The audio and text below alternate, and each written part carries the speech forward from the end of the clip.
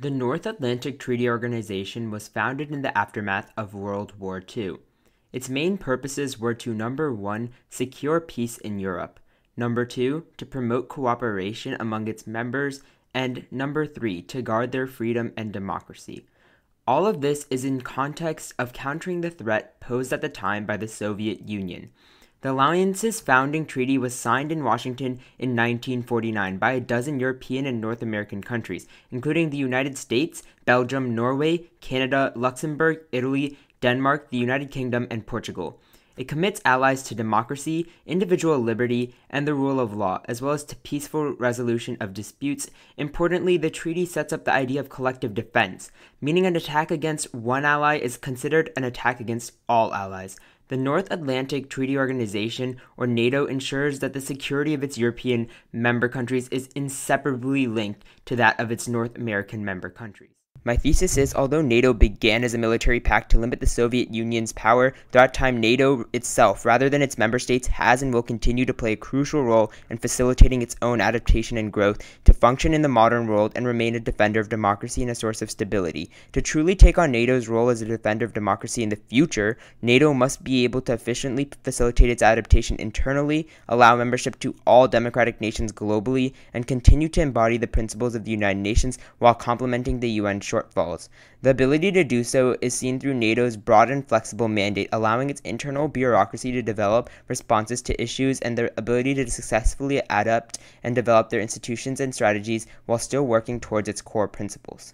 My first assertion is that NATO as an organization has been able to and must continue to facilitate its adaptation internally while still keeping in mind their core principle, which is to be a cornerstone of international security for Western democracies. So let's look at this in action. In post-Cold War Europe, NATO showed that it does not confine itself to security. NATO began to focus on the promotion of Western democratic norms and participates in the construction of new laws and institutions in ex-communist states. We can look at examples such as Ukraine. When Ukraine's one-party communist system ended, NATO stepped in to help the newly democratic nation establish itself. This collaboration was and is incredibly critical. We can see these actions between NATO and Ukraine through annual collaborations and donations that are crucial in creating new reforms. NATO's frequent collaboration with several former Soviet puppets following the Cold War show NATO as an organization capable of adapting to new circumstances on its own and show NATO's intentions to promote democracy and stability.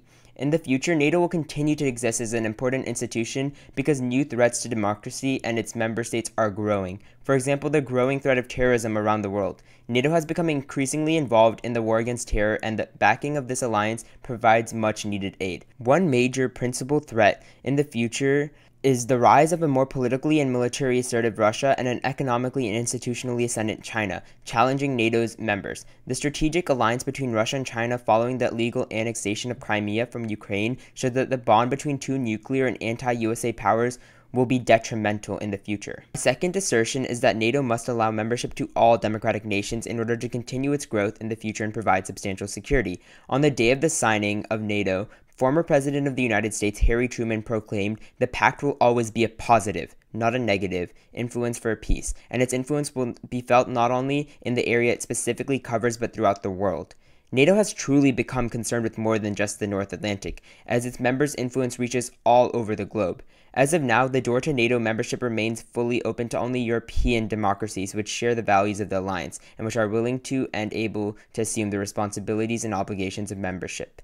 As threats grow in terms of power and potential threats rise, it is crucial for NATO to protect all democratic nations globally. Without NATO's collective security, many of these nations remain vulnerable. By allowing democratic nations to join NATO regardless of region, it allows for democracy to be implemented successfully.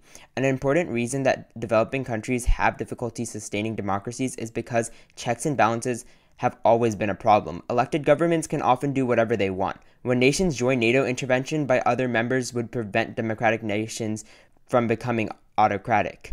As the effects of globalization become more and more apparent, so does the benefits to work with nations worldwide. The collaboration of democratic nations within NATO could greatly contribute to the progress and prosperity of all nations involved. By improving progress within these nations, they would become more developed and advanced. Nations potentially saving NATO's current members billions of dollars in aid in the future.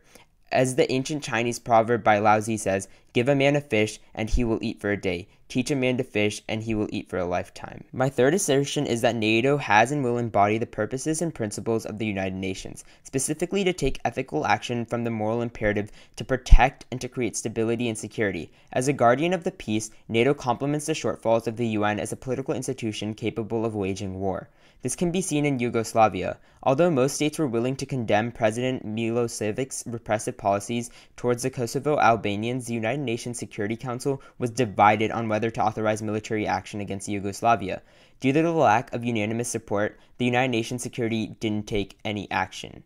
The member states of NATO strongly disagreed with this decision, which led to NATO-led military intervention. In the end, this resulted in a victory for NATO and the end to the oppressive policies. This shows NATO is more flexible than the United Nations, as it functions based off a loose mandate and can function off of morality while legality binds the UN. For example, its ability to successfully wage a just war in Yugoslavia, while the United Nations was forced to sit back because of the legality of the United Nations Security Council and the respect for national sovereignty. This shows the clear flexibility on NATO's part, as it has far fewer restrictions, and how NATO's mandate allows for broad actions to be taken by the institution. In conclusion, since NATO's inception, the organization has gone through tremendous changes from a simple treaty to a fully fledged political institution, which continually facilitates its own adaptation and growth. NATO's broad mandate allows for this to occur and for it to take actions rooted in its members' interests and morals, allowing for the organization to be more decisive. However, if NATO seeks to continue to be a cornerstone of democracy and a source of stability and security, it must undergo even more growth and adaptation in the 21st century. The significance of NATO evolving from a North Atlantic to a global organization will truly allow for a world in which democracy is no longer threatened and true stability and security is possible for all of its members.